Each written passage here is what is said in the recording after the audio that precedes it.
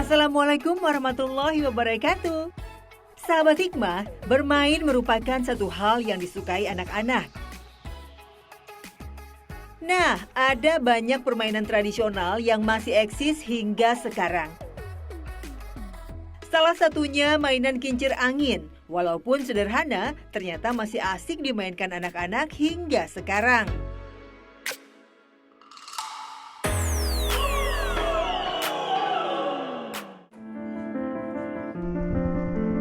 Ternyata, dari mainan kincir angin yang kelihatannya sepele, ada sosok kakek Mansur yang membuatnya. Dari mainan yang dijual dengan harga terjangkau inilah, kakek Mansur menggantungkan kehidupannya. Kakek Mansur kini sudah berusia 77 tahun. Usia yang bagi kebanyakan orang mungkin sudah saatnya untuk berhenti bekerja. Menikmati masa tua di rumah bersama anak ataupun cucu. Tapi tidak dengan kakek Mansur.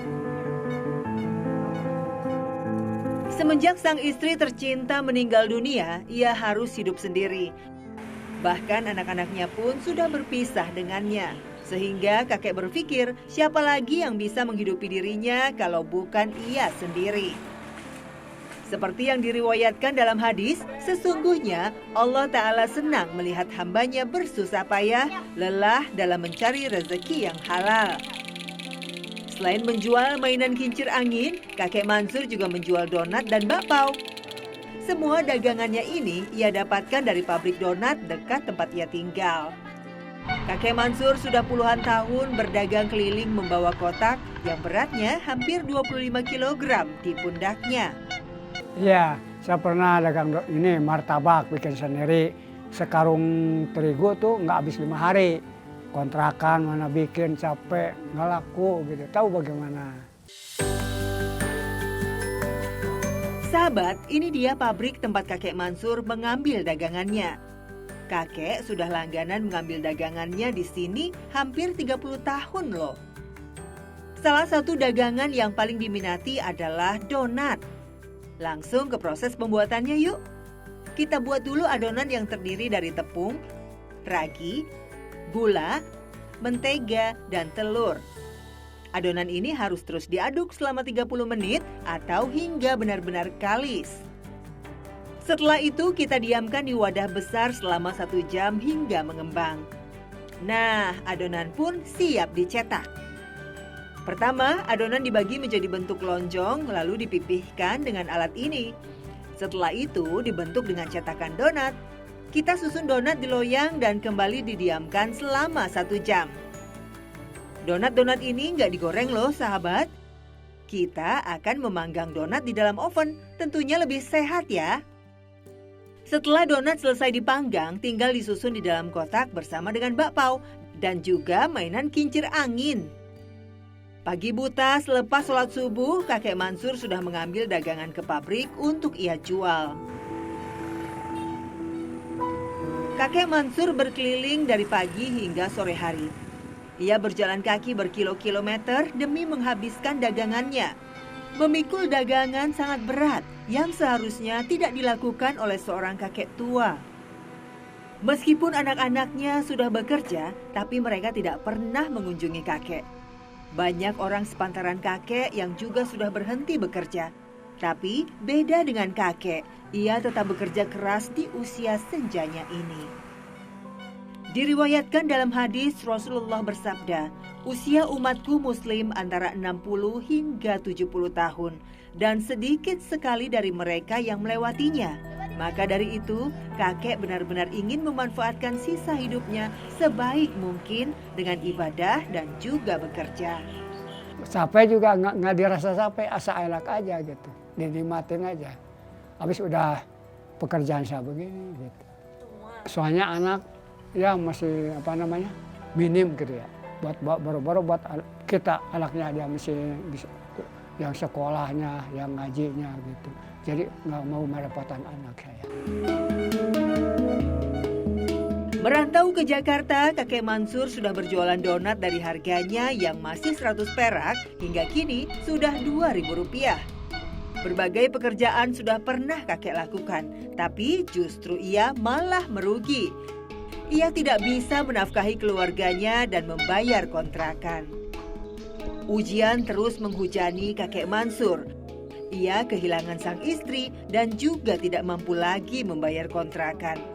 Hingga akhirnya kakek terpaksa tinggal di musola yang sangat kecil. Hanya beralaskan karpet untuk kakek tidur. Tiada harta benda lainnya, bahkan mandi pun kakek harus menumpang di kamar mandi pabrik. Saya mah udah rela aja, udah pengalaman saya begini, mau bagaimana. Mau loncat apa juga sudah, kalau nggak ada kan modal pokok pertama nama. Kita kan nggak bawa modalnya dengkul aja gitu. Pikiran saya ke situ aja. Ya habis dagang apaan sekarang mah serba udah banyak. Jadi saingan-saingan itu kita nggak bisa inilah. Musola bukanlah sebagai tempat ibadah kakek saja, tapi sebagai pelindungnya sehari-hari. Kakek Mansur juga membersihkan musola setiap hari agar orang lain yang ingin beribadah tetap merasa nyaman. Ya ada aja rezeki kita, 1-2 mah gitu. Ya dimanfaatin, dimatiin aja lah. Habis udah keadaan saya begini, tenaga udah kurang. Ya ini kan istilah agak santaian lah gitu. Santainya apa? Ya mikirin kontrakan. Gitu. Beban nggak seberapa. Gitu. Meski begitu, banyak pegawai pabrik dan tetangga yang sangat mengagumi sosok kakek Mansur. Sosok yang sering menjadi muazin ini tak segan mengajak warga sekitar untuk sholat malam atau bahkan sekedar zikir bersama di musola. Beliau sangat dihormati oleh warga sekitar karena ketekunannya dalam beribadah. Ya sebagai orang tua juga, ya sebagai pembimbing juga gitu. Ya baiklah dia orangnya. Itu yang jadi motivasi saya. Kalau subuh kan orang-orang udah duduk, dia ngaji. Jadi kita juga terinspirasi ke situ buat ngapain kita nganggur, kita ngikut ngaji juga gitu. Jadi ada motivasi ke situ. Kakek Mansur tidak pernah mengeluh dalam bekerja. Bahkan jika tidak sedang berdagang, ia sering memanfaatkan waktunya bersilaturahmi dengan banyak orang. Hanya inilah yang membuat kakek bahagia. Meskipun pendapatannya hanya cukup untuk makan sehari-hari saja, tapi kakek selalu mensyukurinya. Karena inilah jalan terbaik yang sudah Allah SWT berikan untuk kakek. Ya kepengen mah abah teh tujuan mah yang ke tanah suci. Niat mah niat. Malah sang ku bahasa Sundanya. Gusti abdi teh. Ya Allah, ampunilah dosaku ibu rama abdi. Ya Allah, ampunilah anak incu abdi. Abdi teh hoyong ngadampa tanah suci tanah Mekah iraha. Pengen ngadampa tanah suci tanah Mekah tiap habis sholat gitu. Tujuan saya begitu aja. Tapi kalau ada rezeki gitu. Ngumpulin dikit. Musuh produktivitas adalah suka meminta-minta. Padahal Nabi SAW berkata, Al-yadul ulya khairun minal yadis sufla. Tangan yang di atas lebih baik daripada tangan yang di bawah. Yang menarik, pesan ini disampaikan oleh Nabi SAW kepada seorang sahabat yang juga teman akrab Nabi SAW pada masa sebelum Islam, yaitu Hakim bin Hizam bin Khuwailid. Beliau juga adalah ponakan dari Khadijah, istri Nabi SAW. Ibnu Mandah menuliskan, Hakim bin Hizam wafat pada tahun 54 Hijriah. Artinya, usianya ketika itu 120 tahun. Nabi SAW berkata kepada Ibnu Hizam tentang tangan di atas lebih baik daripada tangan di bawah itu pada saat Perang Hunain tahun ke-8.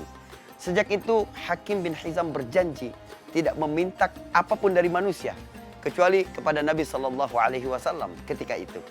Benar, pada zaman Abu Bakar As-Siddiq dan Umar bin Khattab, Hakim bin Hizam tidak meminta bahkan jatah ghanimah yang dia dapatkan dari peperangan. Sebenarnya, seorang mukmin memang harus memiliki sifat iffah. Iffah adalah sifat yang walaupun kita butuh kepada sesuatu, tapi kita tidak meminta-minta, tetap menjaga kehormatan diri kita. Karena itu adalah sifat yang terpuji.